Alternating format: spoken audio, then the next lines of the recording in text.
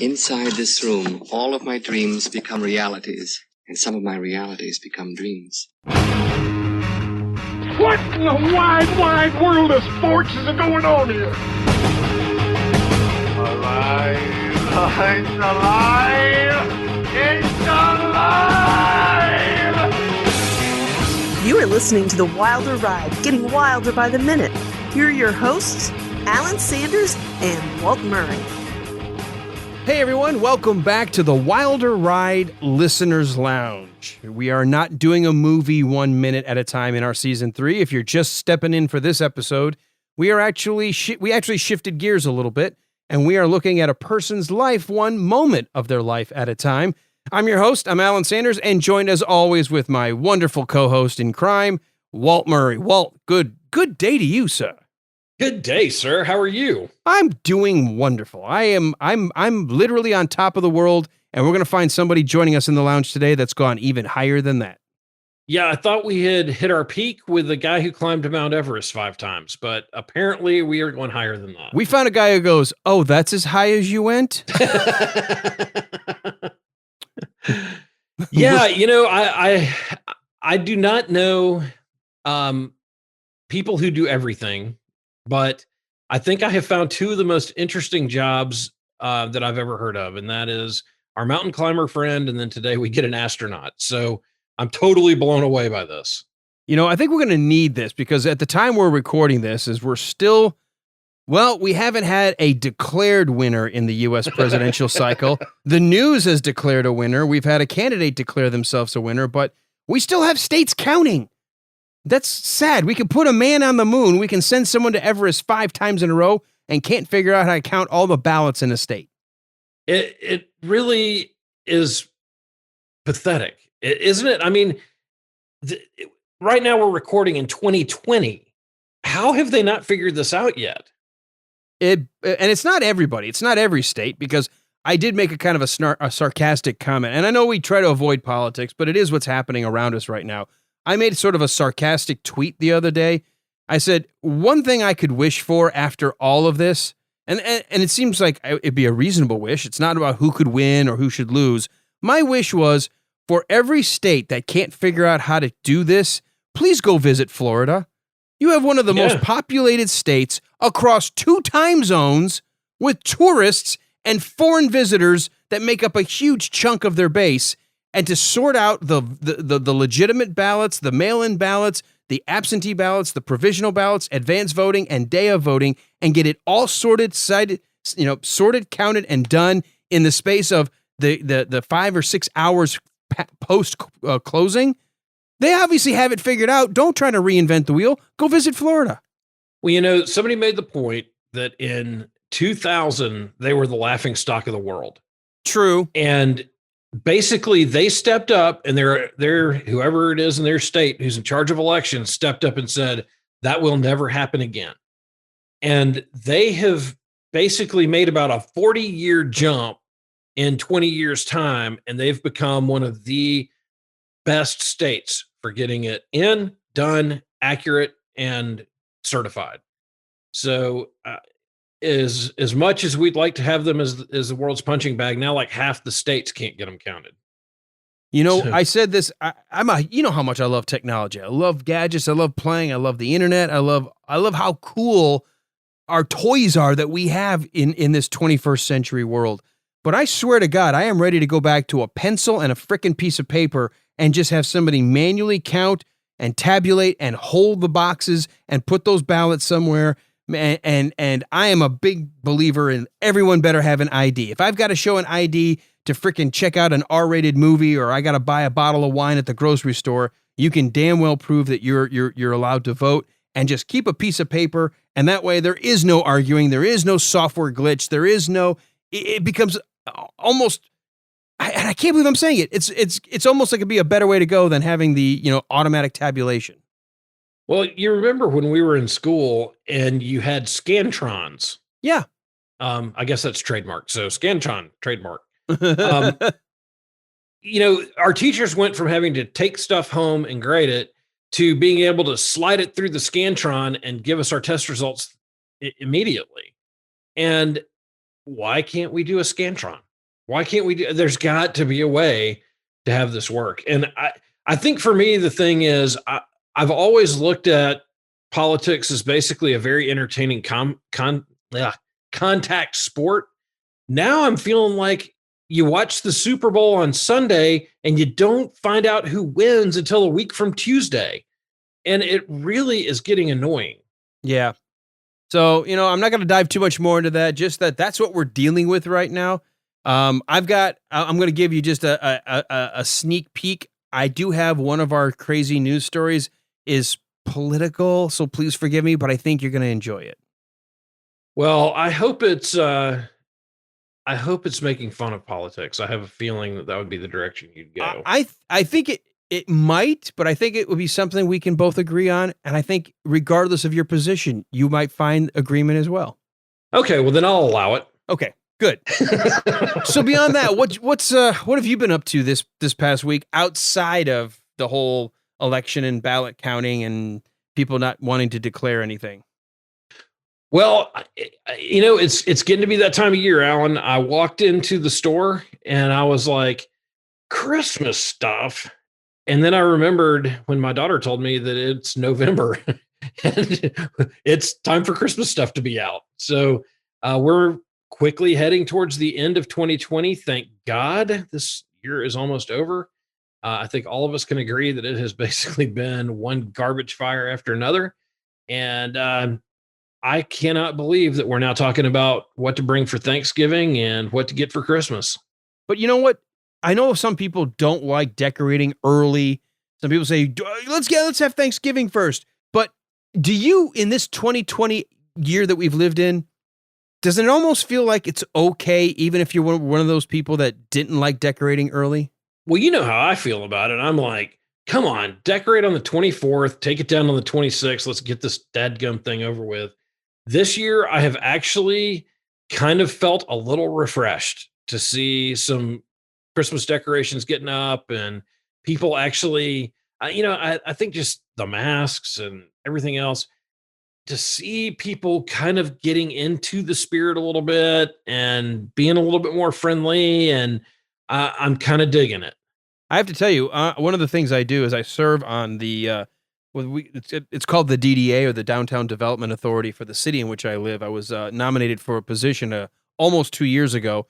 And one of the roles of being a board member is to either come from a business or an entity or something to do with the city to help drive, discussions about economic development, Main Street program, trying to, make improvements that make your town stand out. And again, try to bring in tourism or try to bring in business, try to bring in new businesses, try to create an eclectic lifestyle in a downtown setting.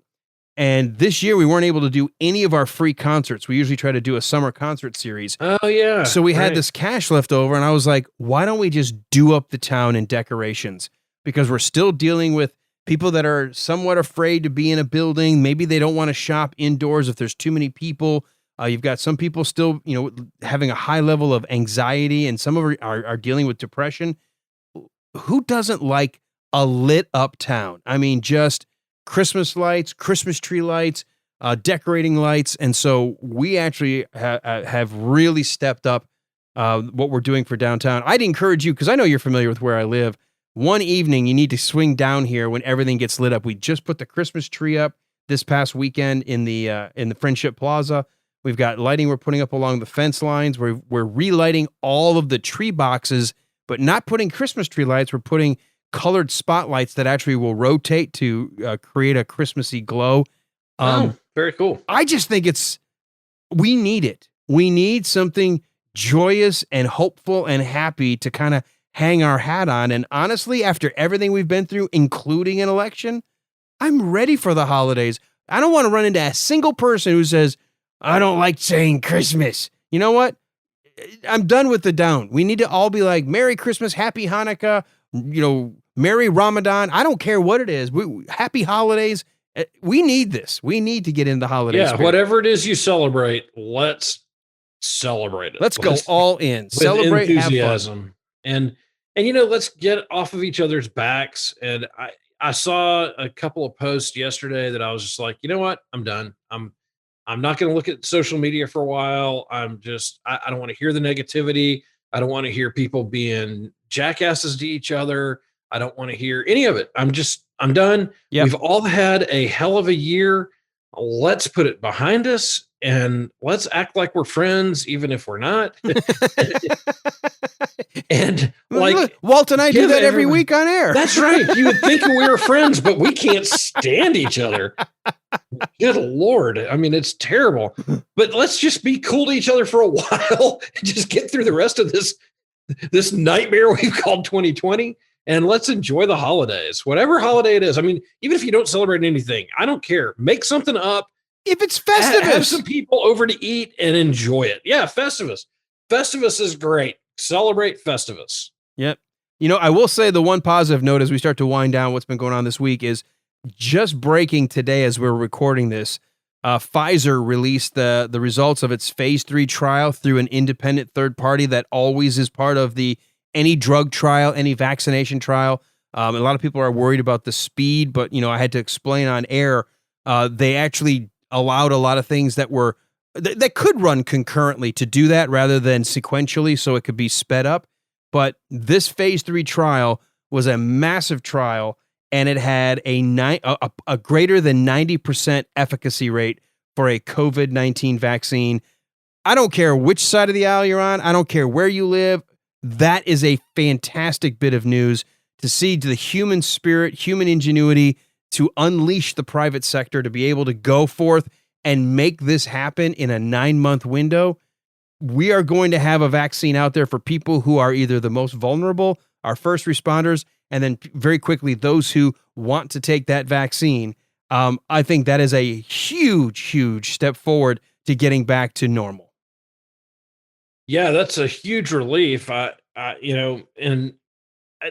guess the question that I kept asking was, even if it's, a fast process and everything else, are these companies we trust? I mean, it isn't like somebody came to you and me and said, hey, could you two jokers come up with what you got in your lab? For this?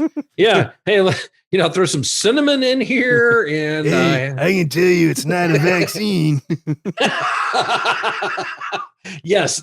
Alan and I are not working on this. I mean, it'll make you feel better, but I don't know if it'll cure you.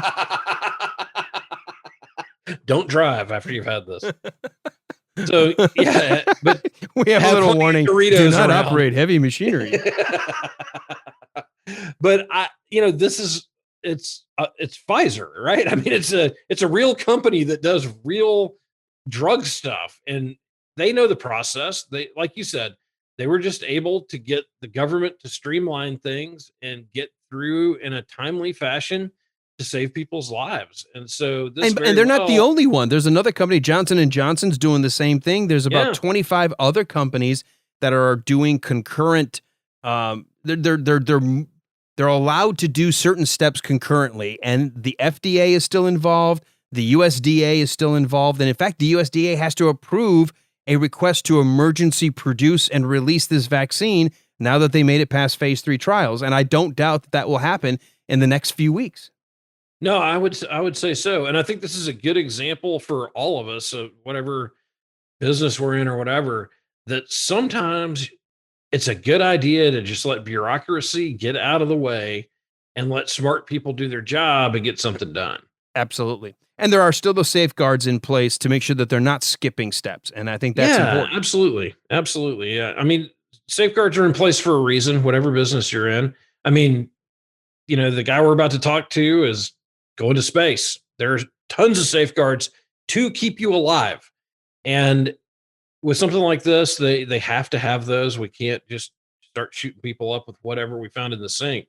So but it's good to see that they were able to knock those things out of the way, get them done quick, and get something out there. All right. Well, do you have anything else? Because if not, it sounds like we're getting ready to bring our guest on. I think we need to go to our guest. He's much more interesting than we are.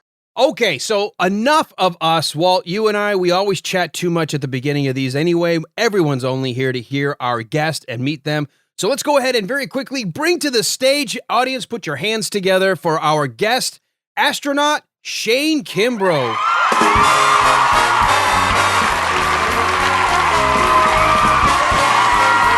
welcome to our Wilder Ride Listeners Lounge. Hey, thanks for having me. It's great to be here today.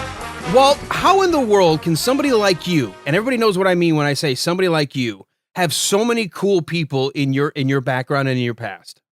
I have a lot of pity friendships. A lot of folks who know me and feel sorry for me and still call me friend. So, well, actually, Shane and I grew up in the same church together when we were kids, and his dad was one of our youth leaders. In fact, we were on a ski trip one time, and his dad was chaperoning, and we went to a Pizza Hut that had like 2 employees out, and they're way behind. And his dad, I guess your dad was a lieutenant colonel, is that right? Correct. In the Army, yep.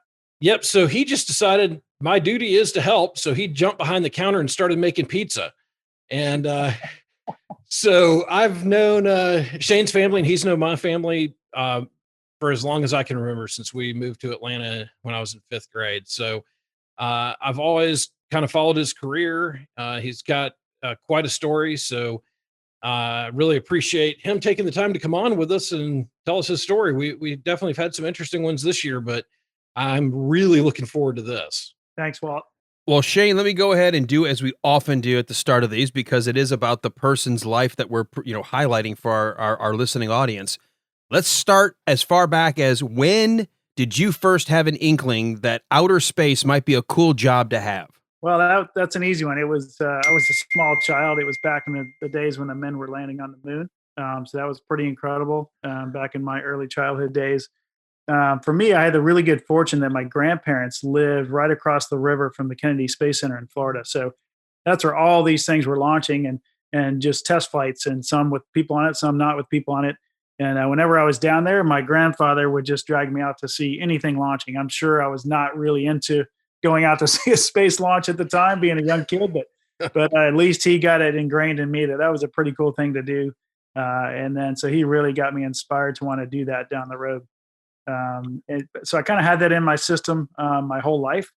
Ironically, when I decided to go to West Point, I really thought I had to give up that dream, because I didn't realize you could be in the Army and be an astronaut. So when I decided to go to West Point, I kind of turned the I guess table there, and decided to go be a military officer. And I got lucky enough to go fly helicopters for the Army. And then a few years into that duty, I realized you could actually be an Army astronaut. So then I said that flame started being rekindled, and I started heading down the path of trying to be an astronaut.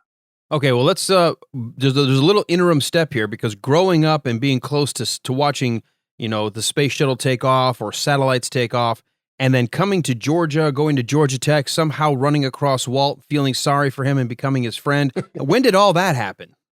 So that would have been in the mid 70s. We moved to Smyrna, Georgia in the mid 70s. So I've been living in Germany for 3 years. My dad was in the military, and he was stationed over in Germany. So I kind of did most of my elementary school days in Germany, and then showed up for 5th grade in Smyrna, and then went to middle school there, and at Griffin Middle School in Cobb County, and then on to Lovett for my high school days. Excellent. So where does the Georgia Tech connection come in versus going to West Point? I did graduate school at Georgia Tech. So once I was in the Army for, I guess it was 5 or 6 years, you have an opportunity. Some folks have the opportunity to go to graduate school, which is fully funded by the Army. And I got the chance to do that. It was kind of funny because there's all these incredible schools around the country that you're able to choose based on what major you want to go to, and how that's going to help the Army in the long run. And I kind of was late in the process for applying and all that kind of stuff. And so when I finally applied, they said, "Hey, all the slots we have left are Georgia Tech." I was like, "Sign me up!" I mean, because coming back home, and I was just like, "This is crazy." So it all worked out. So at that point, were you really thinking that the astronaut program was where you were headed, or were you thinking something else along the lines of your Army career? Yeah, I was trying to be an astronaut. Graduate school was definitely something I needed to get completed to even be considered to be an astronaut. So, all these things are kind of building my, call it resume or whatever along the way. But I'm never like saying, "Hey, I'm going to be an astronaut." I certainly wanted to be one. I was going to try to be one, but the chances are so small, and I knew that. So I wasn't going to ruin my military career by kind of throwing all my eggs in one basket and doing that. So I was still protecting a successful career in the military. If I got selected, that's just a bonus. So I applied 4 times, so that's some perseverance for you, for all those folks out there that don't give up after one door closes on you. If you really want to do something, I think I wore them down enough finally for them to accept before. But the chances are very, very small, like I mentioned. So just for reference, in the last class, there were 18,000 applicants. Okay, and they picked 10. Wow. So, Wow. you do the math, it's there's a lot of zeros in front of that number on the percentage there, but it's not zero, right? So the way I kind of looked at it is somebody's got to get picked, and I'm going to do my best to make sure I'll have a good chance. Well, I applied too, so that kind of helps you along the way. I set a very low bar. They're like, he doesn't exercise. He was terrible in school. We appreciate you folks that are applying. Lack of attention, easily distracted. Those are qualities we look for in our astronauts. Technologically incompetent. Yes. All the important things. So was that during the shuttle program time frame?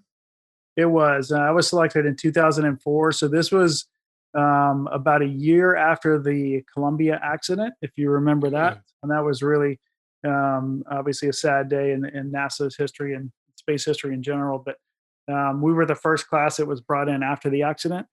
But definitely in the Space Shuttle days, we'd started to, just a few years after that, we started flying on the Soyuz with the Russians, just a little bit, not like we have this past decade, but we started doing that a little bit as well. But the main focus back then was Space Shuttle. Okay, so the question I've got is, you said you had some flight experience in the military, but were you, because there's a lot of different positions when you're in space. You don't necessarily pilot everything. You could be a commander, you could be a specialist, you could have more of a technical skill where you'd be doing remote, extra vehicle operations. So kind of where do you fall in terms of your skill set?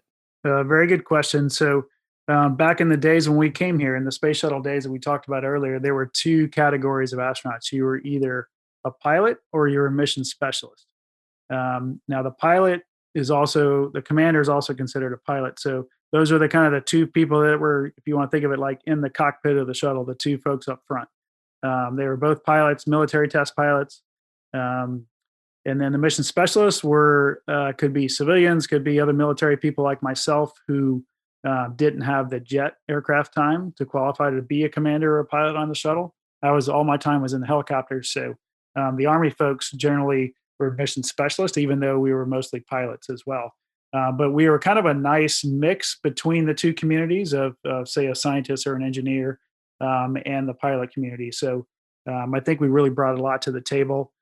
We could kind of speak the pilot talk, but also go do spacewalks and things like that. So in the shuttle world, my specialties were spacewalking and robotics. And then my next flight, which was about 4 years ago now, was with the Russians on the Soyuz, and I was able to be the commander of the International Space Station for about 5.5 months of my 6-month trip there. So that was quite a responsibility and quite an honor to do that.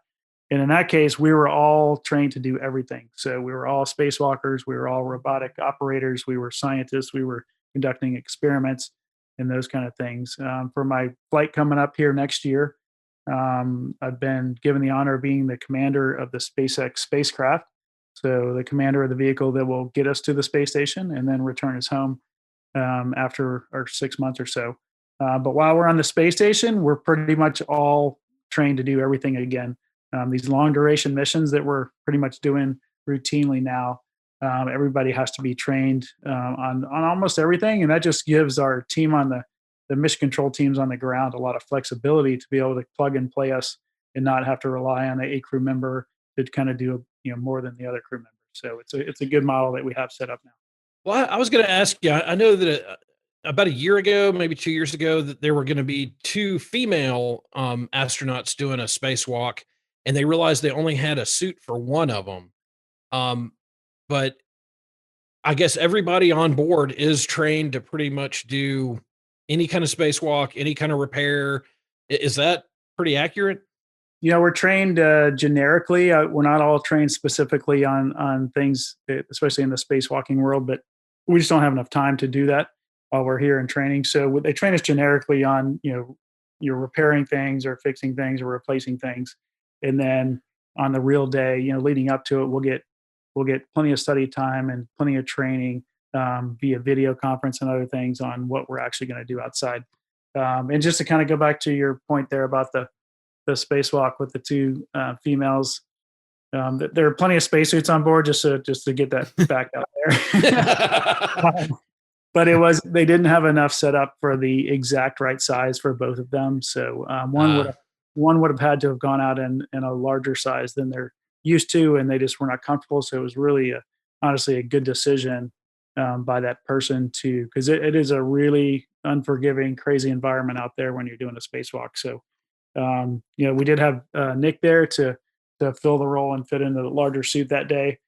So he did it. Of course, Christina and Jessica got to do a spacewalk together for the first female one. I guess it was about a year ago now. Yeah. Okay. What's crazy is I feel like I could be all over the place, and I'm still trying to keep some sense of chronology here for the listener. But this is amazing to have you joining us for this. When you first were accepted, I mean, you were I'm thinking you're only a couple years older than me now, and I still keep thinking I'm a young guy. So how young were you when you officially became an astronaut? I was 37 when I got selected. Now, is that young? Is that average age? I mean, I kind of have lost track on where we are in terms of the demographics for your typical NASA astronaut. I think that's about average. I mean, honestly, especially for a military officer, if that's the route you choose, in order to get all the, the education and the kind of the command requirements and things that you're looking for kind of as a mid-level, major, usually major to lieutenant colonel rank, those kind of requirements, it kind of gets you into the mid-30 range. Now, we've had some civilians hired, in their 20s, so kind of 28, 29, really. And actually, the pilot on my upcoming mission, she was hired, I think, around 29, so 28 or 29. So really incredible to be able to have, incredible experiences and all the education requirements done by that early age. Wow. Yeah, that's just a kid. Yeah. That is crazy. But, all right. Fantastic too. This one's going to be sort of more of the generic question because of your experience from the Space Shuttle to Soyuz to the International Space Station and now talking about SpaceX. Are you yourself, living in our current 21st century world, amazed at how fast and how far our technology has advanced, even in your lifetime as an astronaut? It is pretty incredible. I mean, in one aspect, but of course, we NASA are a government organization, so we move pretty slowly, to be honest with you. But yeah, things have, the Space Shuttle was absolutely an incredible, amazing machine that it's the most, complex machine ever built by humans. And it just did such an amazing job, early on deploying satellites and doing things like that. And then eventually building the International Space Station and became the workhorse for that whole project. So just a fantastic vehicle. Obviously an American vehicle that we were, launching at a Kennedy Space Center and landing on a runway. So very nice and way to come home, so to speak. Yeah. The Soyuz and, the new spacecraft with SpaceX and Boeing are going to either land in the water or land on, just land like the Soyuz does. Not near as graceful, and your body definitely knows it when you're coming back from space, having not experienced gravity for a while and then crushing into the ground or the ocean is not super pleasant. But so kind of getting back to your question though, I mean, SpaceX, they're the latest and greatest thing out there. They do move very quickly, especially compared to us at NASA. So honestly, I think it's been a great partnership, and they've really helped us think differently and try to think more out of the box. We do have a lot more hurdles to get through, just being the government and bureaucracy and things. So we can't really ever move as fast as they move. But again, we're a great team working with them, and they're helping us think differently for future, as we head to the moon and Mars down the road.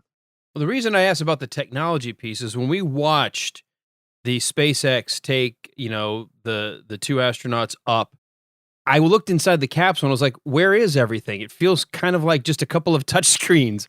And I realized how, it doesn't feel like we've got these, 5,000 switch and button cockpits anymore. Yeah, it is really amazing. I was very close to the Demo 2 mission that you're talking about with Bob and Doug. I lived with them in quarantine as they led up to their mission. I was there at landing on the ship out in the ocean when we picked them up. And the spacecraft it's not huge. Of course, no spacecraft are very big, especially the parts that we live in. The space shuttle was massive, but the part we lived in was very small. But their cockpit, the SpaceX cockpit, is absolutely incredible. It literally is a couple touch screens, like you're saying. There's 3 that the commander and pilot have access to as we kind of go uphill during the launch. We have the capability to take over manually and fly it if we need to. But generally, we're just along for the ride and get to follow all the instrumentation and making sure everything's going well, going uphill. It is definitely sitting in a futuristic spacecraft, which is something we haven't ever had since I've been at NASA. The space shuttle, was again an incredible workhorse, but old 70s technology, and the Soyuz is 60s technology. So, oh wow, this is pretty fantastic to be sitting in something that feels so futuristic. So Shane, the first time you went up, that was on the space shuttle, right? Correct. Well, what is it like when you strap in and you're kind of at the tip of the spear there, and that thing goes? What is the feeling you have? Is it just, you're being pushed into your seat? And I mean, what is it like to sit in that thing and ride it out? That is a great question. So there's a lot of anticipation. For me, I'd want to be an astronaut my whole life. And so all those feelings and, watching movies and everything kind of led up to that point where I'm sitting on my back for about 3 hours, getting ready to go. So we're on the launch pad. We're a couple hundred feet up in the air, where the cockpit is. And you're on your back for several hours, which isn't the most comfortable thing after a while. Yeah. And so you're really just waiting for that countdown to start and hoping it comes sooner than it actually does. But once we started off, we were fortunate to launch on the first attempt. And there were 7 of us on that crew. There were 4, sitting up in the kind of the flight deck or the cockpit, and 3 of us down in the mid deck, which I was down in the mid deck with 2 of my colleagues. And we didn't really have any responsibilities on launch. And so we just got to enjoy the ride. So right before launch, as the countdown comes, a couple seconds before launch, the space shuttle actually starts moving, and you feel like you're kind of just going to fall over on your back, like the whole thing's, but it's totally normal. Yeah, it's totally normal. You kind of sway a little bit. And then, a couple seconds later, the engine's light. And, you don't necessarily know where you're going, but you're going somewhere really fast. So you get thrown back in your seat, like you were mentioning before, and you're just kind of locked in there in the space shuttle days. We had these big solid rocket boosters on the outside. Those lasted about 2.5 minutes. And so for those 2.5 minutes, you are, I would equate it to what you see in the movies. You're shaking around, you're experiencing G-forces, you're accelerating ridiculous amounts, and it is incredibly fun. Oh, really? We do it for a couple minutes or 2.5 minutes, and then once those solid rocket boosters fall off, it gets super smooth, and then it's just pure acceleration. So it's in the shuttle days, it took us about 8.5 minutes to get to space, and so for 8.5 minutes, it's pure acceleration, some G-forces, and I was, no kidding, laughing the entire 8.5 minutes. Really? That's awesome. Uncontrollably, like a kid on a roller coaster, right? It was just like that best roller coaster you ever been on when you're going around that big turn, pulling G's. What do? You're laughing, right? Right. And it was that feeling for 8.5 minutes straight until we got to space. It was pretty fantastic. Okay. So did you feel bad that you are having the time of your life and everybody is sitting here white knuckled worried about you? Yeah, I wasn't, I guess, thinking about that at the time. I knew I had a ton of great support and a lot of people praying for me. And I knew I was exactly where I was supposed to be in life and in great hands. Okay, Shane, the closest I'm ever going to come to, at least I think in my life, unless some commercialization comes along very, very quickly, is riding in the simulator that was at Epcot when it first came out, the Mission Space ride, and they had to kind of back down the G-force because people were having heart problems. Yeah, have you ever ridden that ride? And because that's the closest I think I can come to feeling instantaneous G-force that you might be experiencing in a liftoff. Yeah, I got to do that a few years after the shuttle launch. Our family went there, and and there's like two lines you can go on, right? Like the real one or like the toned down version. Um, and we're getting ready to go in the real one, and then my family at the last minute said, no, we're not doing it. We're going in the lesser one. So I kind of took a walk of shame over there to the No. not so good one, and but still there were some realistic things throughout that ride, but in general it wasn't a whole lot. Yeah. My family was I think afraid of getting sick, like most people were, as they saw walking out too. Like, oh no, we're not doing that. Because I remember riding it for the very first time when it was brand new, and they had all the warnings and don't look to your left or your right because it was going to mess with your inner ear, because it really is just a centrifuge. You're basically just creating the G-force by spinning really fast. I rode it with my daughter probably like 8-9 times in a row, and we had a blast because that feeling of just being squished against your seat was just incredible. It just felt awesome, exhilarating. Like you had this, and I knew I was on the ground. You still, because of the motion and the camera working with the pressure of the centrifuge or the G forces being generated, you had this feeling of sudden acceleration. So I get what you mean about that giddy sensation of just instantaneous like burst of speed. And then when the engine's cut off, then you're kind of floating out in your straps, right? And that's just incredible as well, to feel in space and on the ride. They've done a good job. So when you actually make it to space and you get out of the atmosphere, you're out of the gravity, and you kind of have that sensation of zero gravity and everything. Is it really similar to what you go through in training, and is it similar to what you see in the movies where everything just starts to drift, or is there some other sense to that? I think the coolest part about that, especially for the first time, is that there's no simulator we have on Earth to simulate no gravity.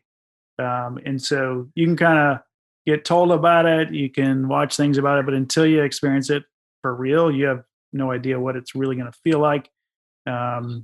And so that's just a really special time.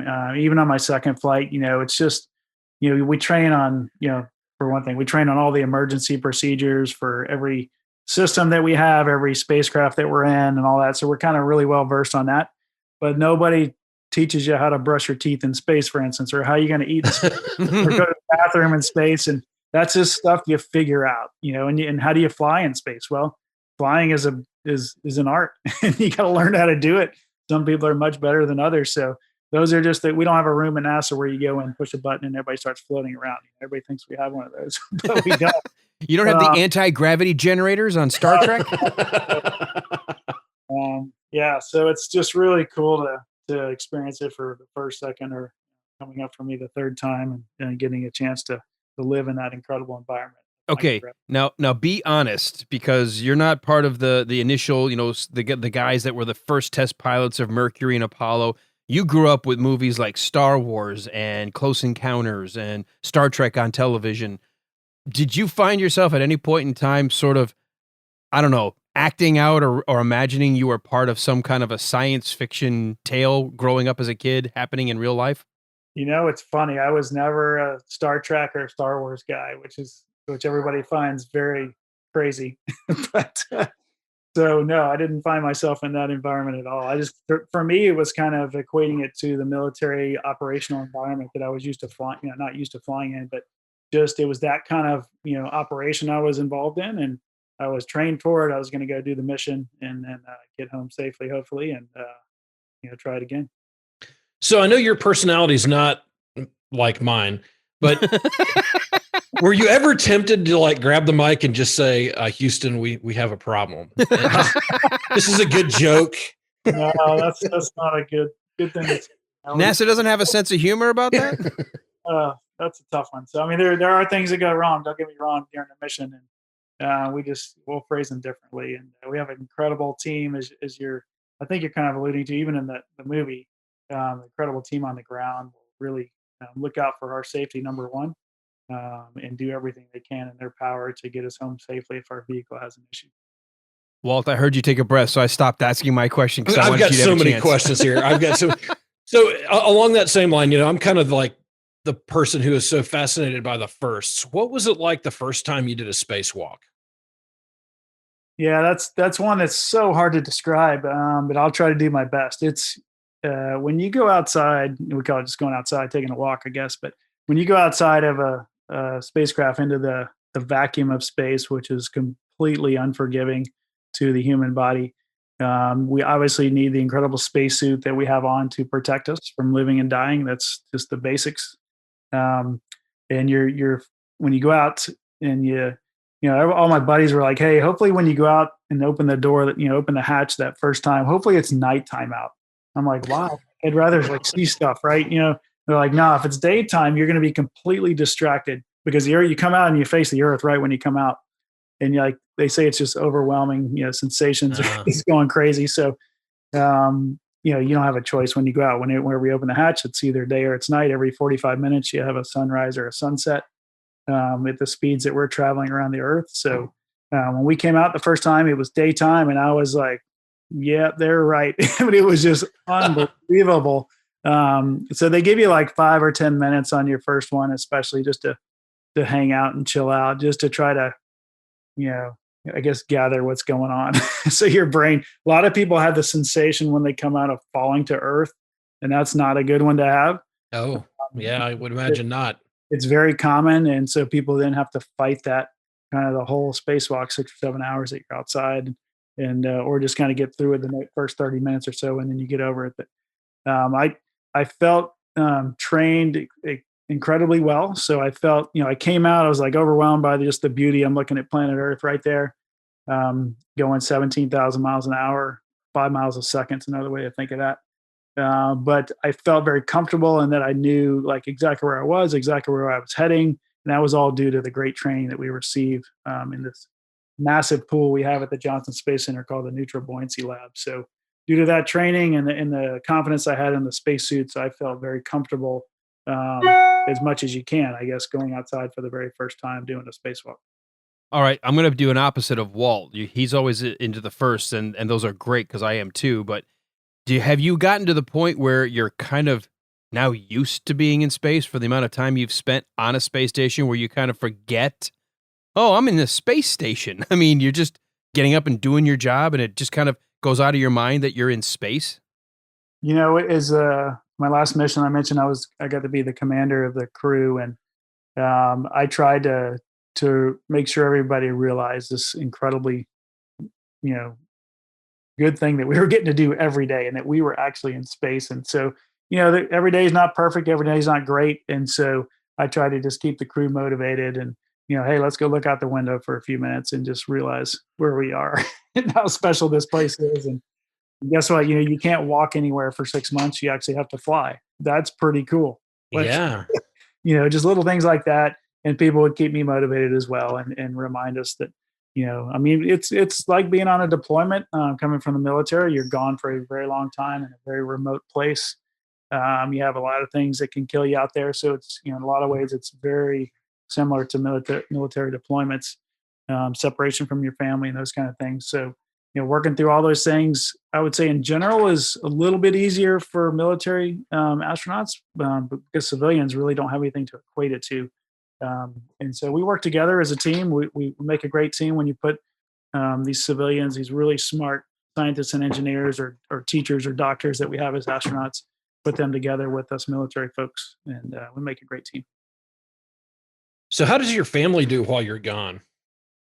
So that's everybody's a little bit different. I have an incredible wife and 3 children that really take the brunt of this. It's much harder on them, I would say, than it is on me or the astronaut, because we're in a generally in a safe environment. We are getting looked after by all the mission control teams around the world every second that we're up there. There's a lot of people looking out for us, and there's not necessarily a lot of people looking out for the families. We have a good family support network here in the astronaut office where we have folks that'll check up on my wife and the kids and or friends of theirs. So that's really nice. I talked to my wife every day when I was in space. So for 6 months straight, every day I got to talk to her, and the kids every now and then, depending on if they were at home or not when I called. But we would do a video chat every weekend. So usually every Sunday afternoon, we get to do a video chat with our family. And that was really, really great for me to catch up with everybody. Our girls, who were twins, had just gone to they were freshmen in college right when I left. So literally my wife kind of lost 3 of the 5 family members. Oh, wow. Because they went off to college and I went off to space, and my son and her were still at home. But the cool thing about the video conference was they would tie in our girls from 2 different universities and my son and my wife from home. And then I could see everybody, on the same screen, and we get to chat and catch up for 45 minutes or so every Sunday afternoon. Just the nonchalant way that you say, my kids went off to college, I went off to space. I mean, just, like I drove to Publix to get groceries. I mean, that blows my mind. Just a business trip. Yeah. I'll be back in 5 months. You'll hardly know I'm gone. You can see me sometimes when I pass over. Yeah. Well, this is going to go back around to my technology question. Because we are so addicted to the internet and being able to look things up, and then the instantaneous access of voice messages or video chats. Do you have 24/7 internet or connectivity to be able to do a lot of the work you do, or does it have to be sort of done in certain windows? It depends. Are you talking like for work or pleasure kind of stuff? Both. Can you bring your cell phone up there and start, texting when you're off the clock or something? No. So we're no. not bring our cell phones. There's no cell phones up there. We have a wireless network, but it's just on the space station. But that's how we connect all the computers on board, that we do a bunch of our science and research onto that. So we do. When I was up there last time, there was an internet where you could get on a website and look something up, but it was so painfully slow. It kind of brought me back to remember the days of having like a 286 dial up. Oh, yes. It was so brutal that I just, after a few attempts of, I'd type a letter and it'd take 10, 15 seconds for that to pop up. And, and doing that, I was like, this is brutal. So I didn't do that very often. However, since I was there last, supposedly the new internet system is really great. And so you can access, websites and things. That's just funny to me because, I would just feel like I'm on the space station. Why do we have such crappy technology? Yeah, I guess it's because they want us to work more than play. But probably somebody didn't pay the cable bill, damn it. Having said that, we have access to, hundreds and hundreds of movies and TV shows and things like that are just up there on board. That's pretty nice in our spare time to be able to relax a little bit. And you generally have an international crew too, right? Oh yeah. Yeah, absolutely. My last flight, I flew up to the space station with 2 Russian cosmonauts. And then we joined a Japanese and 2 American, a Japanese, an American, and a Russian for just a little bit. And then when they departed, a French and an American and a Russian showed up. So yeah, I got to experience, a lot of different cultures, really fantastic. And I'll have a similar experience this time. Our 4-person SpaceX crew has another American and then a Japanese and a French astronaut. So it's going to be great. We're going to go join some Russians on the space station. Shane, I'm keeping track of the time, and we've got about 10 minutes, maybe a little less. I know we don't want to get into politics, but your name actually came up in some kind of a random one of those shows about space and exploration that was on the television in the radio studio where I work.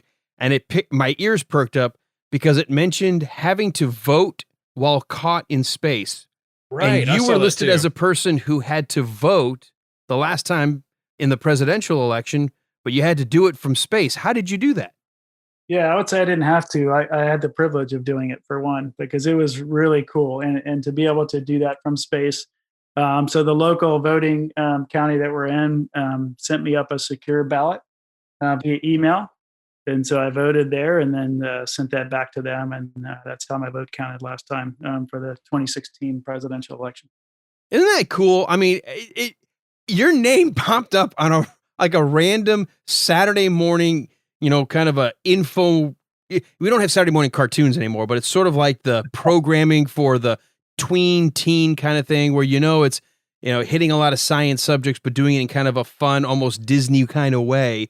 And they started talking about Shane Kimbrough had to actually cast a ballot from space. I'm like, wait, we've got him on our schedule. We're going to be talking to the guy who's being featured as an astronaut who had to vote from space.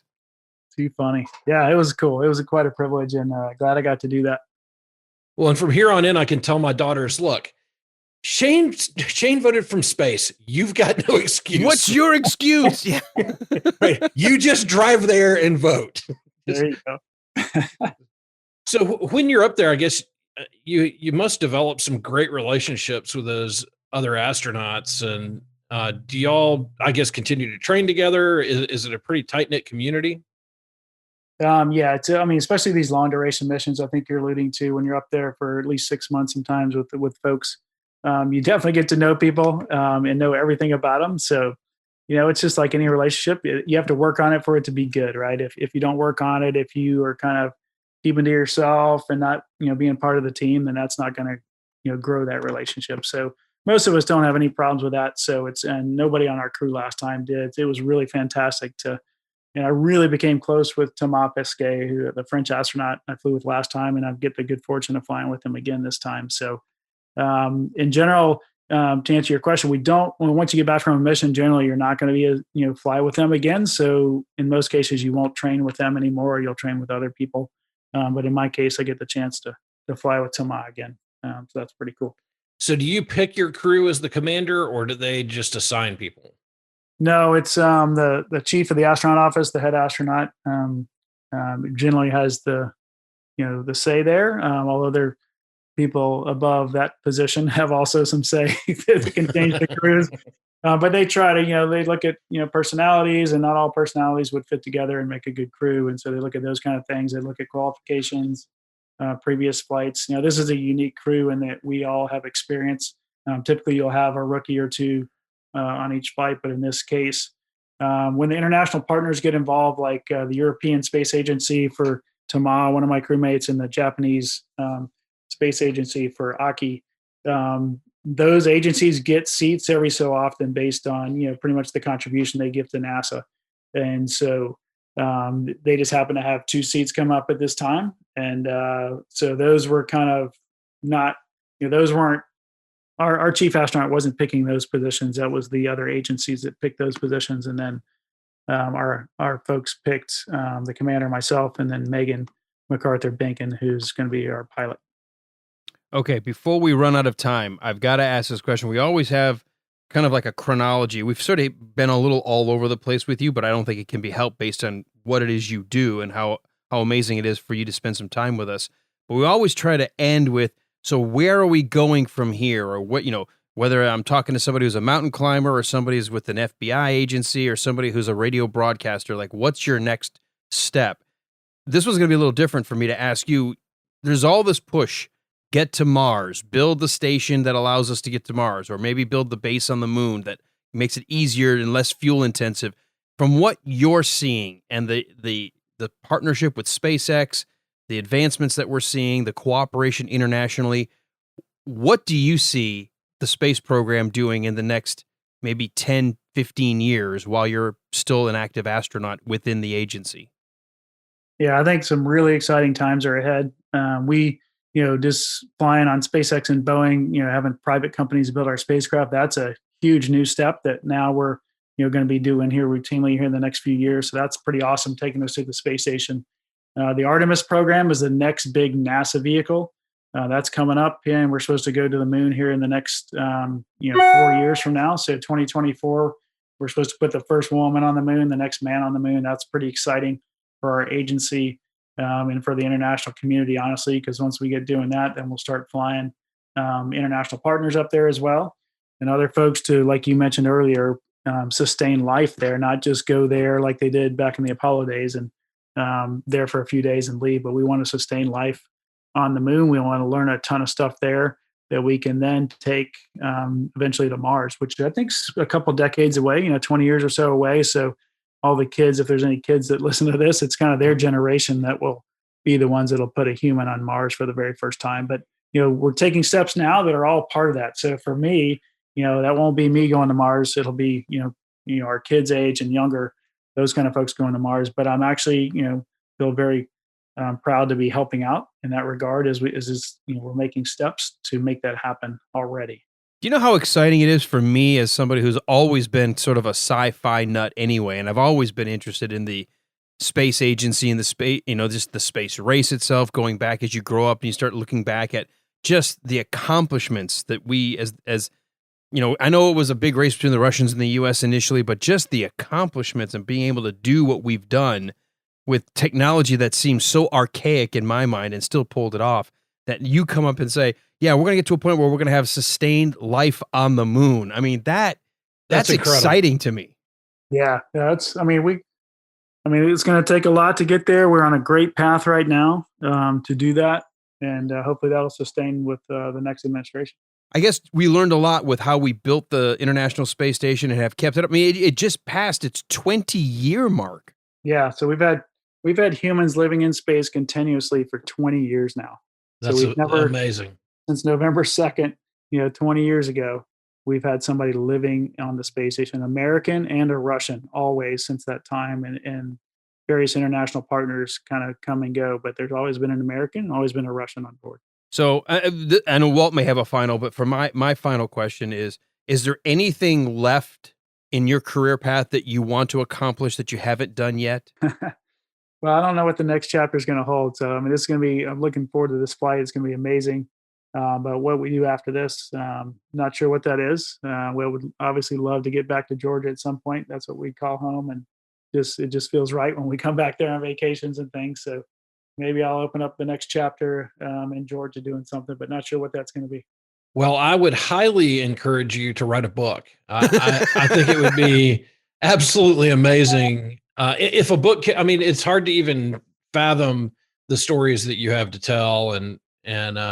But I think the thing that most amazes me, when you talk about us being in space for 20 years, the vastness of the exploration that we have ahead of us and how big space is. Obviously it's, infinite theoretically, but just what's out there and what there is to find and learn is really mind-boggling. Yeah. Another thing I think about is, our kids, they've never known a day in their life where there wasn't somebody in space. Wow. That's pretty crazy, right? I mean, some of them even have never known a day without, people having an iPhone, right? Right. But yeah, just to think that somebody's been in space for most of our kids' entire lives is pretty fascinating. That really is. Well, a friend of mine said the one question I have to ask you before you leave, and it's a stupid question. How is it going with the alien life forms? Are we really up to them? How are relations there? They're really great. Although I don't know if I knew we'd get that out of you. I've never seen any. Everybody wants to see. What were the aliens like? And I've never seen any. Thank goodness, and I'm not sure they exist. But that's. Yeah, I'm kind of with you. I'm leaning. But you've got to have those moments when you look at just how large a playing space. I love that line from the movie. Well, it was basically on the book based on Cosmos that said, it's a whole lot of space wasted if we're the only life in it. And so I always think about that as, who knows what's out there, because we've only just scratched the surface of our own solar system, and it's just amazing. Yeah, fair enough. And yeah, I look forward to obviously space exploration continuing over the next several decades and just seeing how we can tap into that, what you're talking about there. It's going to be incredible. All right, folks, Shane Kimbrough has been our guest, NASA astronaut, flown on the Space Shuttle, on the Soyuz. He's been on the International Space Station, gearing up for SpaceX. Shane, we may have to see if we can invite you back maybe next season or season after, whenever you've had your SpaceX mission. I'd love to hear your thoughts and get a chance to chat with you again in the future. Absolutely. about that mission. Yeah, I'd be happy to do that. Thank you guys for your time today. It's been really fun, and hopefully we'll see you guys soon. Awesome. Hey, thank you, Shane. We really appreciate it. Thank you so much for being here on the Wilder Ride inside our listeners' lounge. We really appreciate it. You're welcome. Take care. Well, that was amazing. Wow. I'm like mind blown right now. We had a guy who climbed Everest 5 times. That's incredible. And now we've got a guy who's like, oh, I've lived in space. I know that line of my 2 daughters went to college and I went to space. I was like, wait a minute. Think about what you just said. That is absolutely astounding to me. And I followed him, and by the way, he's on Instagram. It's and Twitter, I think. Yes, he is. But he posts the pictures that he posts on Instagram are absolutely amazing. I'm going to look it up while we're talking, but if you aren't following him, you have to follow him, because the pictures are just unreal. I think it's the same handle for both Instagram and Twitter. It's Astro_Kimbrough. That's him. Yep, that's him. And you just have to see the pictures to believe what he's doing. And I can't even imagine what kind of life he has when he's up there. I just think it's incredible. And there is a small part of me that wishes that commercial space travel will get to a point where before I get, at least I'm going to speak for myself, I get to the point where I may not be physically able. That to me would be an amazing, even if it was like, let's say it was a $50,000 weekend trip to fly up to the space station that's going to be converted to some, hotel, and you get a weekend at the space station and fly back. I would figure out a way to do that. Yeah, I would do it in a heartbeat. And I'd be just like what he described. I'd giggle the whole freaking time. No doubt. I'd be like the Joker. You can't wipe the smile off my face. No doubt about it. That is just such an amazing thing to think about. And to think that we're able to do that is really incredible. Because it hasn't been all that long ago since we started flying. And we've put men on the moon. We've put, thinking against the timeline of creation, it really has not been all that long since the Wright brothers took off. And here's Shane flying to space for 6 months. Yeah. Crazy. Just amazing. Amazing. All right. Well, folks, obviously you heard our astronaut had to drop off. So, we always give our guests the option of being able to hang out. And it's not that he didn't want to, but can you imagine his schedule? It's a little tight, and he was able to give us a good 45 minutes of his time. So, Walt, let's go ahead and move into our next segment now, a segment we like to call... Bring out your dead! Well, I feel like anything we do from here on in pretty much pales in comparison. Look, we can just rush to the end at this point. Let's just blah, blah, blah, blah, blah. Okay, and goodbye. Yeah, there you go. But I do think that we owe Joshua Michael McMahon a little attention here. The Ponca City, Oklahoma news brings us some sad news here. Joshua Michael, and he spells his name weird, and it's not a typo, left this world on April 18th, 2012. He was loved, hated, praised, and cursed by relatives and friends alike. He ultimately passed as a result of being stubborn, refusing to follow doctors or anyone else for that matter's orders, and raising hell for a little more than 3 decades. He lived life on his own terms. Josh was born September 16th, 78, to Linda Waller. He was a beautiful, unique, kind, loving spirit. I guess they called him Joshi, or that's a typo. Endured around 10 mind-numbing years of public school. He had worked as a pizza delivery boy and a call center representative before shockingly becoming independently wealthy. He loved music, beer, movies, vodka, television, and women, but not necessarily in that order. I was going to say, not necessarily in that order. I predicted that. Yeah, they got that one for us. He was also an awesome drummer and a questionable vocalist. He was in several bands over the years. He lived in Ponce City, Oklahoma, his entire life, except for the past year where he was forced to put up with his sister and brother-in-law out in the middle of nowhere. A little piece of terra firma aptly called Haskell, Oklahoma. He is survived by Rosie, his longtime canine companion, a sister, Melanie, a brother-in-law, DJ Okoa, and a best friend / brother, Cliff Krull. Josh has no children of his own, at least none that we know of. Okay. There you go. And a quick interlude. The most angry I think I ever got my mom before I ever got married, but she just got enraged. It was a Father's Day event. I'm like, hey, I don't even know if I should be celebrating. She did not find that funny. I would imagine not. I would imagine not. Well, a remembrance service will be held at 2 p.m. on April 25th at Trout Memorial Chapel, where you may retell the stories he can no longer share. Anyone dressed in a suit or Sunday best will be promptly escorted back to their vehicle. Just kidding. We accept you as you are, just as Josh would have in life. Please be wary for any children's sake. There may be profanity and or alcohol involved.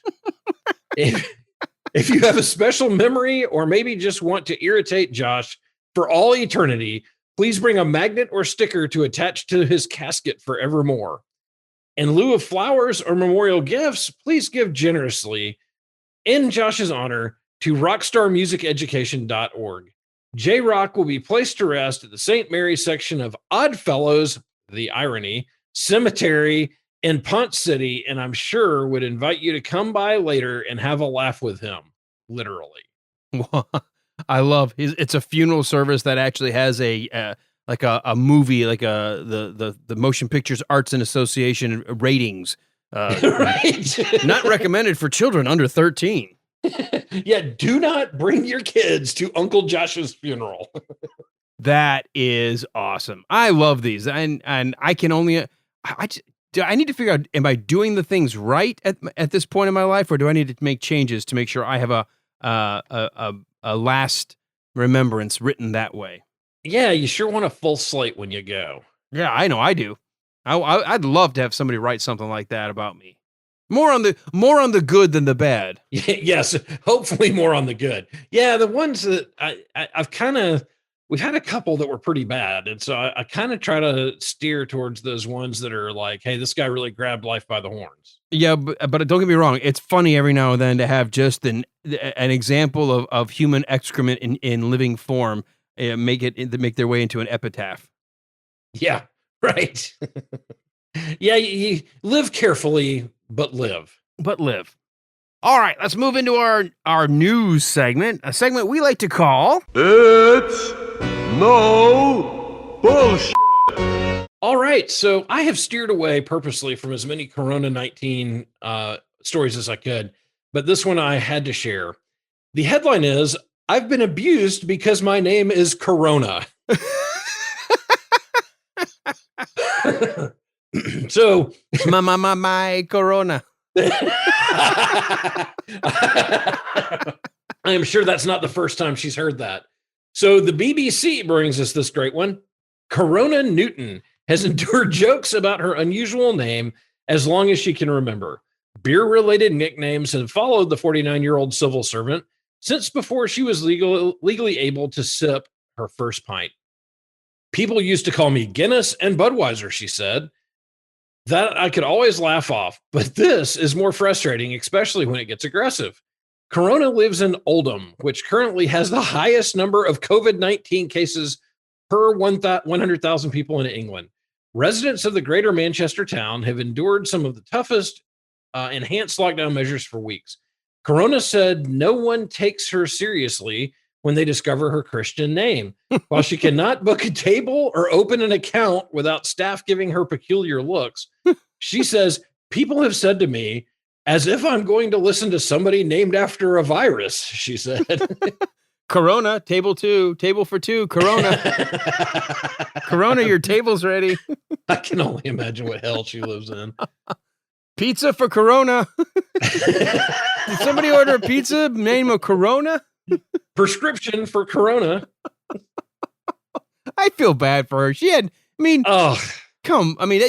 can't control what your parents name you, and who knew that there'd be an outbreak at the age of 49 for her? By the way, my exact age as well, so I can relate to her life experiences. We're exactly the same age.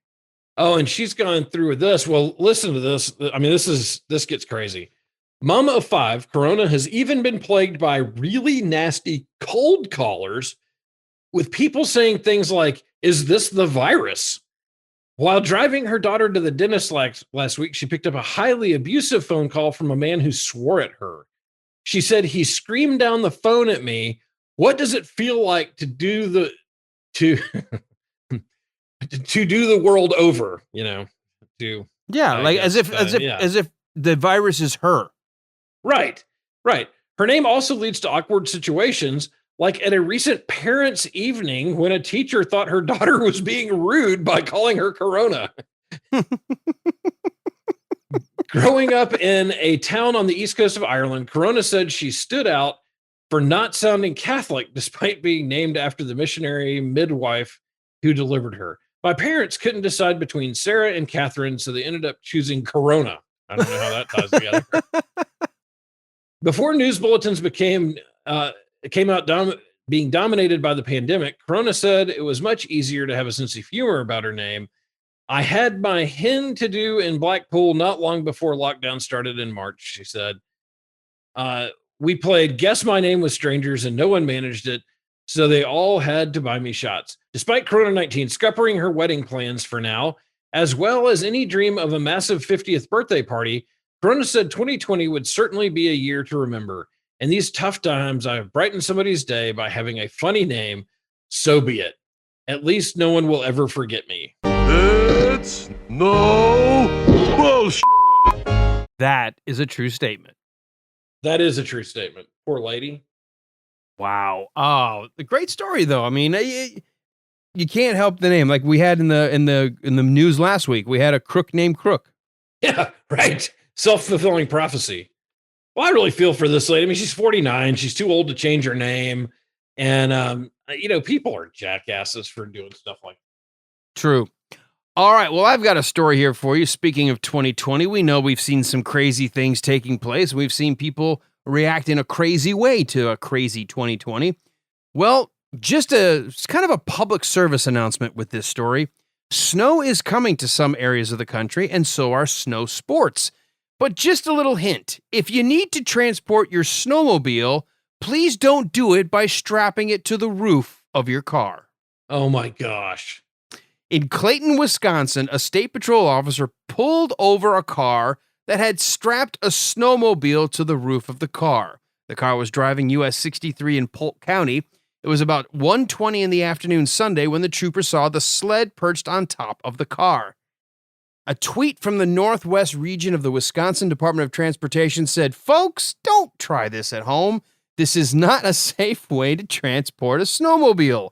If you're transporting equipment this winter, you are advised to safely haul it secured on a trailer or in a truck."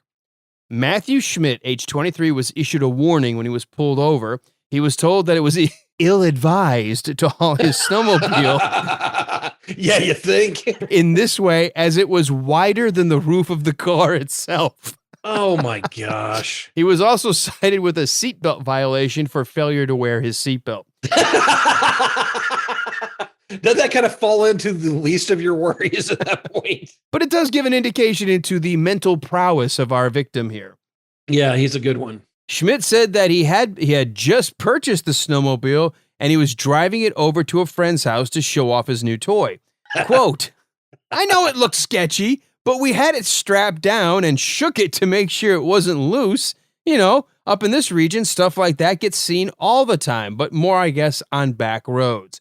Crazy enough, this isn't the first time this has happened, and clearly not the last. In January, a 22-year-old Illinois resident went viral on Facebook for doing the same thing, saying, quote, "I thought something was going to happen because there were people speeding down the highway trying to take pictures.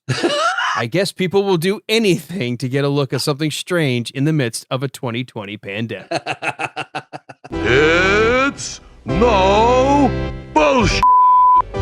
No, you're an idiot. And people are just pointing that out online. Oh my God. What a moron. I was bringing it over to my friend's house because he ain't seen a snowmobile before. So where was this from? Wisconsin.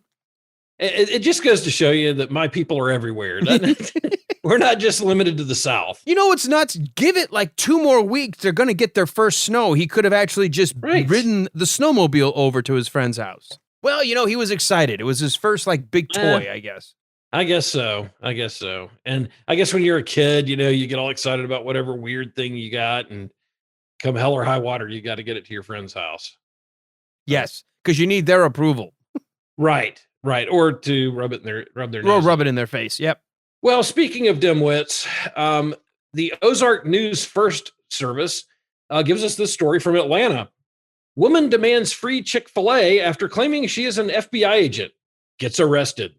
Free food isn't worth getting arrested over. Well, depending on what food. Authorities arrested a woman in Dallas, Georgia, after she allegedly tried to convince restaurant workers that she was an FBI agent and should get free food.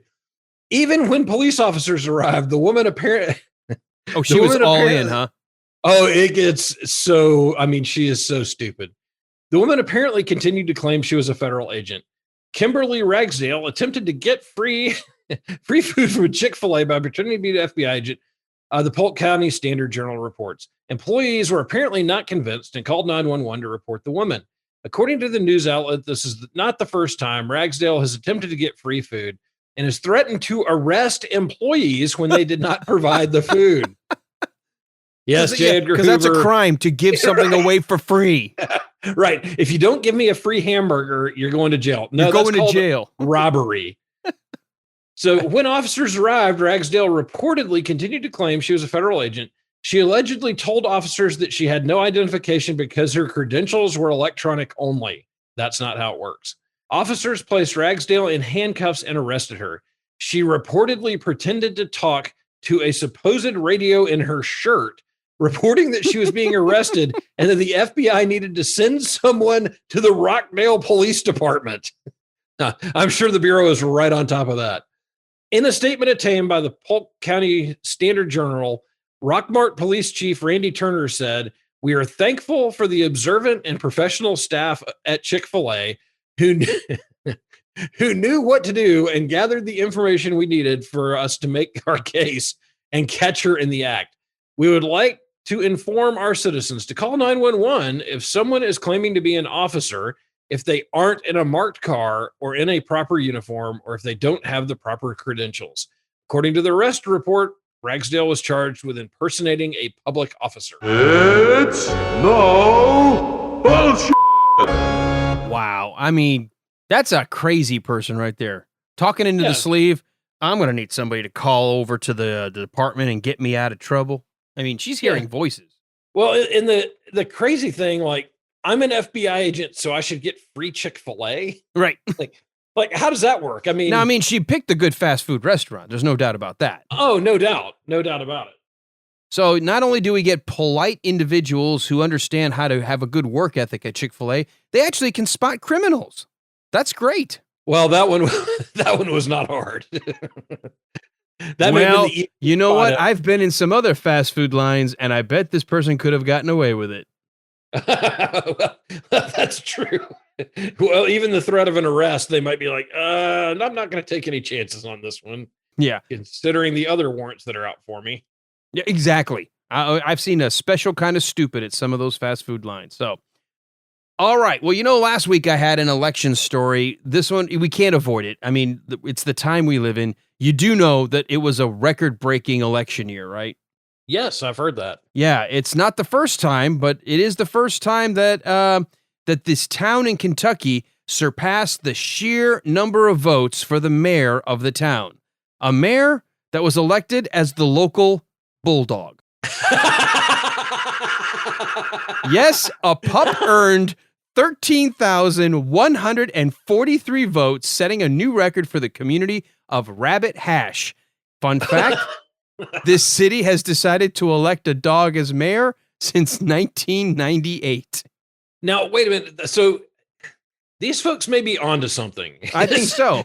Are there any other high offices that might be able to accommodate a dog? I am going to suggest, in the midst of all of what's going on right now at our recording, that perchance we should be putting man's best friend at the top of the ticket, not some asshat wearing an R or a D by his name.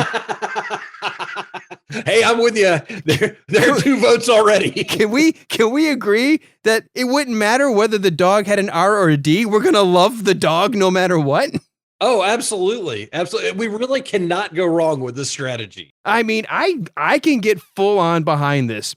The winner of this dog is named Wilbur, and Wilbur has yet to come out with his particular plank or policies, but he was a popular choice.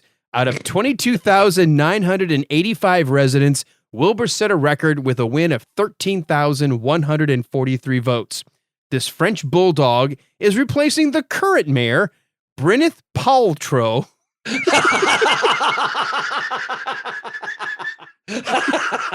The pit bull who has been in office since 2017.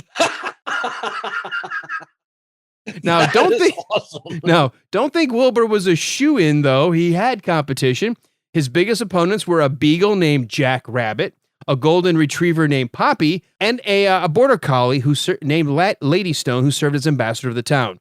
She will be keeping her position and even announced his win on her own Facebook page.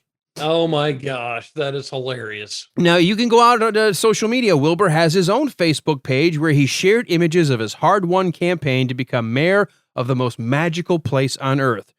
Rabbit Hash likes to choose its mayors based on the candidate's willingness to have their belly scratched, according to the community's website. Now, it just went up, didn't it? Like, I can't find a downside yet. Right. Get the two candidates and give them a good belly scratch. See which one likes it the most. You're the president. Congratulations. If you can get that one right leg going, like, rah, rah, rah, rah, rah, you've got yourself a winner. That's a mayor worth representing our city. You win, you filthy animal. Look, according to the community website, these mayors help to promote the town, opened by the Rabbit Hash Historical Society. Locals vote for the candidates every 4 years by donating to the society. Wilbur's mayoral campaign raised $6,165 on the fundraising page. The tiny town mostly consists of a general store, and the first mayor of Rabbit Hash was Goofy Burneman, the dog of unknown parentage, who entered the office in 1998 during Boone County's bicentennial celebration. Rabbit Hash has had the mayoral race ever since, and it all started with Goofy. Congrats. Congrats to the new Bulldog Mayor, Wilbur. It's amazing. It's astounding. But it's no bullshit. Which is so apropos because either way our presidential race was going, we were going to end up with Goofy. So Yes. That was perfect. Check out the guy in the Goofy mask. That's no mask. Oh my gosh, that is hysterical. So I have found a place I need to go visit, but certainly I think that is really, really cool. Rabbit Hash, man, you've got yourself a new mayor for 4 years, a French bulldog. Congratulations. Well, and you know, the great thing about that is he's not going to mess with anything. He's not going to, you know, he may chew on a couple of legs or something, but, you know, he's just going to let things be and let people be. And that's perfect. That's perfect governance. Yeah. Live and let live and bring me a bone. There you go. There Just you go. Feed me twice a day, take me for a walk, scratch me, water me, and let me lick myself and in public. Yeah, we have an emergency. Well, the mayor's outside. He'll be back in a minute. I need to see the mayor right away. Sorry, he's doing his business. Well, this is the people's business. Nope, it's his business. The mayor keeps pooping in my yard. The mayor. I want to report a problem with our local politician. I believe he crapped on my lawn. Just like most politicians, just crapping all over us. Yeah. See, I'd rather have one crap in the lawn instead of on top of us. Yes, exactly right. Exactly right. All right. Time for us to move into our entertainment section. And this is a section we like to talk about what we're watching, what we're reading, and perhaps what we're listening to. So, Walt, just me and you this time, so it might be a quicker list, although we love discussing the things we're watching. So let's start off with you. What are you watching? What you been watching this past week? Well, you know, we lost Sean Connery this week, and I know that the podcast will come out a week or two down the road, but this is the week we lost Sean Connery, and I was just looking through the list of great Sean Connery movies, and one that doesn't really make it to the top of his list often is a great World War II movie called A Bridge Too Far. Great movie. It is. And it's got everybody in it.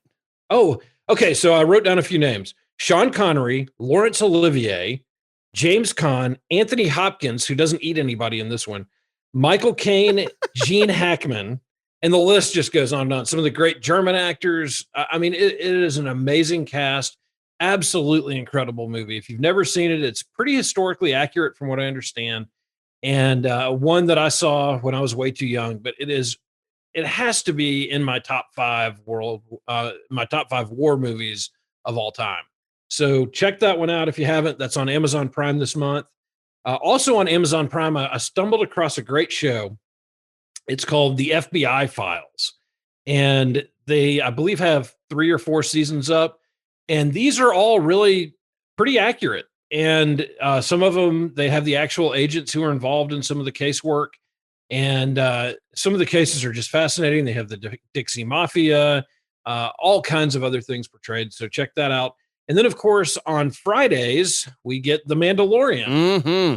And I saw the episode this week on Friday afternoon, and it is just, I mean, this show does not disappoint. And as a big Star Wars fan, you know, Alan and I kind of talked about this last week, that we hadn't been as excited about the direction sometimes, or the lack of direction, or the misdirection. But this show is fantastic. And this team should probably be in charge of where Star Wars universe is going. So check that out. It's on Disney Plus, and it's, you know, kind of the Baby Yoda show. I also, I had finished the show a few years ago and ended up going back to it, but Star Trek Enterprise. Did you ever watch that, Alan? I watched only a handful of episodes because I like Scott Bakula, and I thought, you know, it'd be interesting. And then for some reason, I had just had my first kid, and, you know, sleep was a priority. I was trying to, you know, deal with being a first-time dad and having a first-time house, and I just think it got lost. And I keep being told to go check it out. So, you know, when I get to mine and talking, you know, I'm still battling through all of the, I say battling, that's the wrong phrase. I'm still working my way through Next Generation. I may skip straight to Enterprise next and catch up on those. Yeah. And, you know, I finished Voyager a while back, and then starting Enterprise again. This will be my second time through. And like I said, it's been several years since I watched it before. It is really, really good. I really enjoy it. You get introduced to, you know, obviously, you know, the Klingons are in the original series, but you find out kind of how we got there, and it's a really excellent show. And as a Star Trek fan, I really appreciate what they did. I didn't appreciate it as much when it was on first run, but even though I liked it, but I appreciate it even more now. So I would encourage you. It's on Netflix. So if you get a chance and are a Star Trek fan, or just like sci-fi, it's a great series.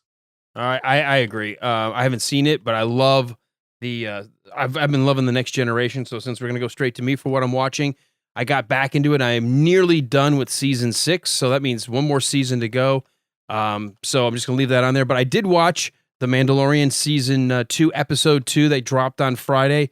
Fantastic, just a great adventure story.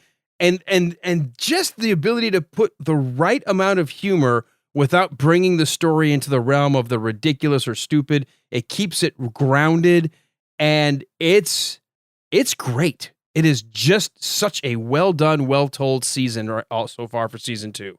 So I got to give it props, 2 thumbs up. I went back and also watched 2 movies this past week.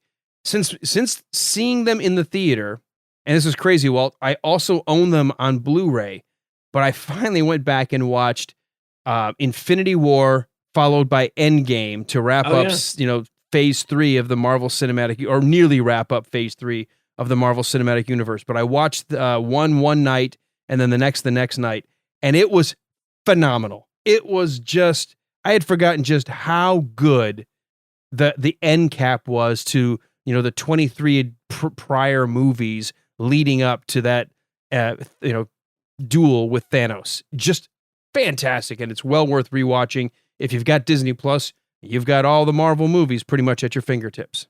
Yeah, when I first got Disney Plus, or I think I got it the day it came out, I sat and watched both of those. I think I did what you did. I think it was one night, one the next, and I was really super impressed watching them back to back of how good the storyline was, how much they basically shot them back to back, right? Yeah, they shot it all together.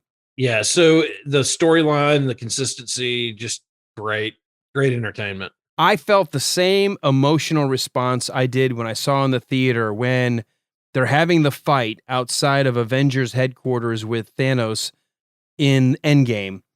And we're waiting for, we know Hulk was able to snap his fingers and right the universe, but the glove is still out there, and Thanos is going to use it to now, instead of make the mistake of wiping out half the universe, he's going to try to do everything all over again. And so it's a massive battle. And when the circles start to form, just when you think Thanos is going to just overrun what's left of the Avengers, and you've got the Doctor Strange teleport circles open up, and then you start to see everyone who was lost at the end of Infinity War show up, I swear to God, you get like tears of joy in your eyes. The music, the swelling of emotion, the sense that the good guys are back to full strength. It's fantastic. It's so well done. It really is. And even the end of that movie, as much as I hate the loss of a couple of the characters, it still is just so well done. And when they exit the stage, you feel like they really did them justice. Mm-hmm. Absolutely. And I remember my wife was down watching the second movie with me, and I just looked at her. I was like, look at the talent, look at the actors in this movie, not just the hunks that started it off kind of, but you look at across the board, the people who came in later movies and were part of this overall cinematic universe.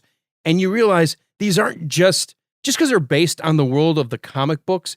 They're not silly fluff movies. They're very well told, incredibly well acted, great action, great music, great visual effects, but they take their time in places to tell a deep human story, and they don't forget to make you laugh along the way too. And it's just such a great balancing act they managed to hold with all of those films in that franchise. Yeah, and it is interesting that each of the characters grow through those movies in different ways, but they also maintain kind of that consistency of their character. And I think, like Thor, he has that kind of childish love of life and love of the universe. And you see that kind of taken away from him a little bit. But then in the end, that's kind of the redemption that he finds, is that he, gets that back. Mm-hmm. And so just masterful writing and directing. I don't think there's ever going to be a series like that again.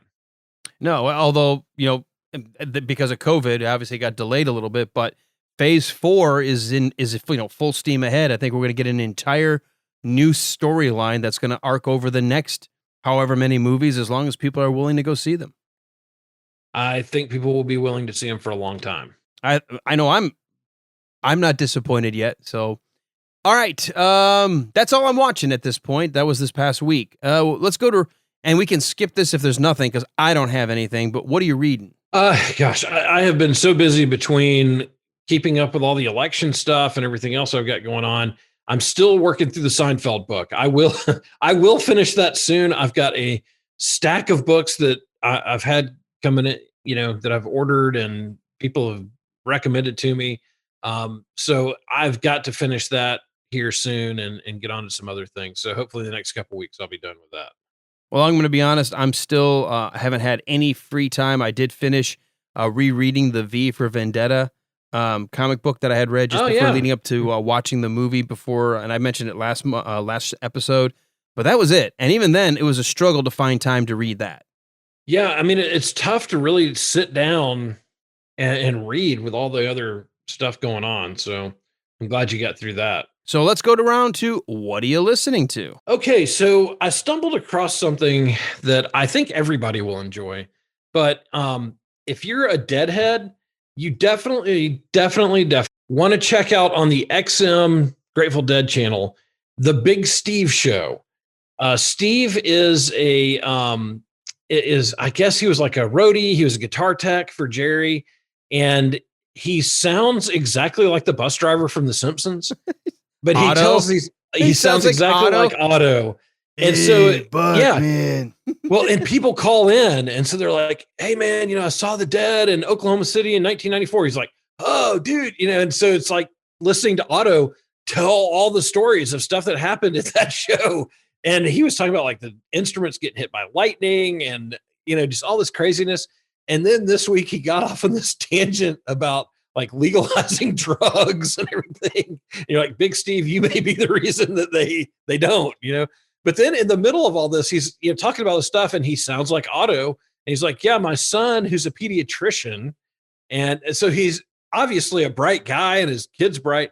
So it's a great show. It's a lot of fun. If you are a deadhead, you definitely need to check it out. Also from the podcast side, Alan and I and BK from BK on the Air just did a spooktacular on Halloween night where we talked, all kinds of Halloween stuff we did as a kid. 3 hours of us talking about Halloween. We had a couple of callers. One of them you'll definitely want to hear right towards the end of the first hour, who said there was something he was looking for us to talk about. I think urban legends or something. He said, you haven't talked about urban legends. This is like three guys sitting around a bar talking about Halloween. And you're like, mission accomplished. Yeah. But that has now been dropped on our feed. So definitely check out our Spooktacular, Halloween Spooktacular on the Wilder Ride feed. It's great. Y'all will, if you like what Alan and I do, you like our shows with BK, it's just a lot of fun, a lot of laughter, a lot of recounting our childhood and Halloween. So check that out when you get a chance. And then I have finished up the In the Red Clay podcast that I mentioned last week. Mm-hmm. Really great. It's about the Dixie Mafia. It is an amazing story. Another kind of jaw-dropping, how do people live like this kind of story. So you definitely want to check that one out. All right. I'm going to do what I usually do, try to get some shout-outs. But the first one is an episode that just dropped a couple days ago. Depending when you hear this, you'll have to look at the timestamp here on this episode and go back a couple days. But a podcast by our good friend Ryan Rebalkin, who does a Sly cast. He's a Sylvester Stallone fan. But one of the podcasts he does is called The Worst of the Best. And whatever the subject is, when you think you've got the best example of whatever, well, when you look at it, well, what's the worst of the best? In other words, let's say you have the top 10 highest paid actors. Well, who's the worst of the top 10 actors? Or when you look at an album, what's the worst song on what you think is the best album put out by a group? And I just had a chance to sit on and talk to him about the Queensryche album Operation Mindcrime. And it ended up being almost or just a little over 2 hours of us talking about that one album. Part of it is because there's 16 different tracks, so it's almost like a double album in some stretch. But just it was so much fun to talk. He drops a lot of the music in there, so you get a chance to hear either the lyrics we're talking about, or some of the guitar solos we're talking about, or some of the interludes. And even if you're, especially if you've never really liked Queensryche or never even listened to him, or for some reason avoided him, if you go check out that episode, I think you're going to really like it. Ryan actually had never heard the album or really anything by him his entire life, and he comments multiple times how upset he was that he didn't listen to it when it was the hot album growing up as a teenager, and he's got it in his playlist now. He just loves the album. It is such an amazing album, and so check out that podcast, The Worst of the Best. And what's great is it's not timely. You can go back and get old episodes, and it's fun. They did a whole show not that long ago, all 9 of the Star Wars movies plus the prequels. What's the worst of all of the Star Wars movies? And it was just fun. And then they kind of even broke it down. Okay, what's the worst of the prequels? What's the worst of the original? And what's the worst of the new? So it was a fun podcast to listen to.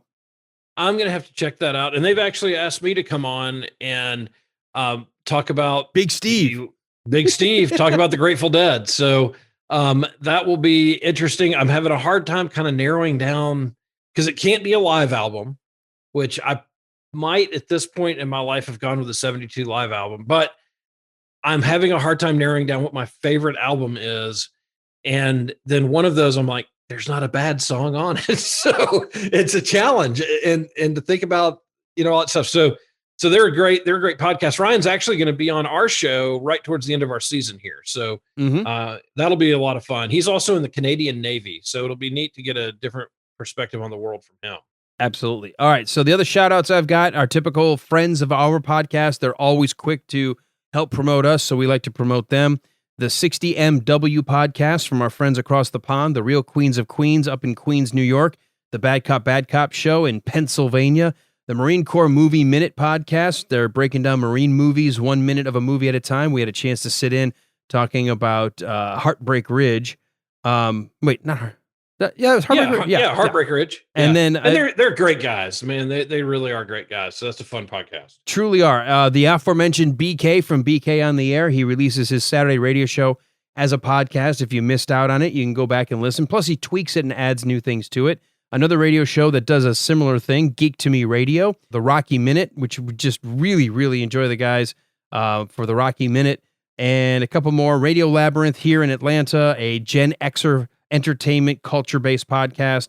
And I'll say the Slycast as well, put on by the good guys that all join together, their various Sylvester Stallone podcasts to work together. So just some of the podcasts that we love to listen to. I subscribe to all of them. And if you take my recommendation for it with a grain of salt, you might enjoy them as well. Well, I was going to say that Radio Labyrinth has also now gone to, they're on YouTube, and they're actually releasing the video track as well. So you can catch that and see all those guys, I guess, until they're able to get back in the studio full time. You'll have that option. So that was neat. I was watching their latest today and listening to that as I was working, and great guys, Tim and Jeff. And I mean, that's just a great group of folks. Yeah. And they bring in some pretty cool guests as well. So well worth listening to. Yeah, they do.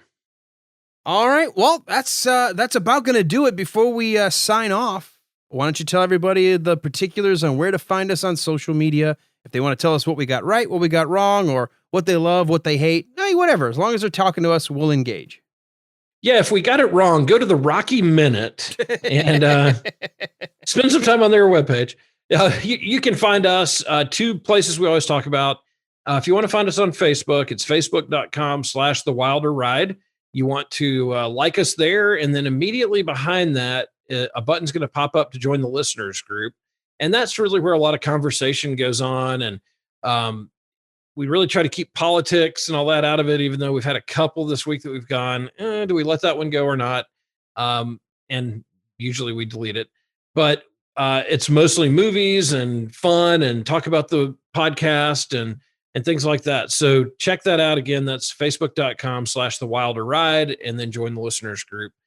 Second place where you can find everything about us that we would want you to know is on our website at thewilderride.com. You can find our bios, you can find our contact information, links to all our social media, and backgrounds on all the folks that we've had on our show and past episodes. So go check that out, thewilderride.com. Folks, thank you so much for being there. Big shout out again to our guest, who I can honestly say has been the furthest listener to our podcast, being in a space station above the Earth. Shane Kimbrough, was great to have him on with us today. Walt, that was an awesome get for you, friend of yours, and that kind of relationship is something that is really special, really cool. It is. He's a great guy. I wish that he was back in Georgia. He's a great guy to spend time with. He's one of those people that hanging out with him, you become a better person just because he's such a quality person. So a real honor to have him on the show today. Also, I did just want to ask our listeners, we're coming close to the end of this season, and we're going to start looking for guests for next season. So if there's anybody that you know that you'd like to put us in touch with, I've already got a couple of people that have some guests in mind for us. We've got some guests in mind. But if there's anybody that you're like, hey, this guy was a drummer for whoever, or this guy is a real interesting guy, he's got a real interesting job, let us know and put us in touch, and we'll see what we can do about getting them on. Absolutely. We love meeting people in all different careers. You may not think that they're exciting, but let us be the judge. If you got somebody you think might have a cool story, send them our way. Yeah. And as you know, I mean, we're not just looking for people in entertainment. We're looking for people in any line of work who would be interesting people to talk to. All right. Come on back next week, folks. We really appreciate you spending time with us in our lounge. You never know who's going to drop by and pop in for a visit and hang out. The only way to do that is to rate, review, subscribe, and be here next week for another edition of the Wilder Ride Listeners Lounge. Man, that was mind-blowing. That really was. I've said this twice already, but the line about my kids went off to college and I went off to space. Oh, I meant about a dog elected mayor. Oh, well, that too. That is really more mind blowing. No, actually, no. More relevant. God, we have had. We're gonna have to figure out how do we step up in season 4, I guess, for us. I have no idea. I don't know where we go from here. Maybe like the person who invented space travel. I'm a Klingon. Wait, what? Right, there you go. That's gonna be our next step. I mean, we have had some amazing. Right off your track. Whoa, watch it.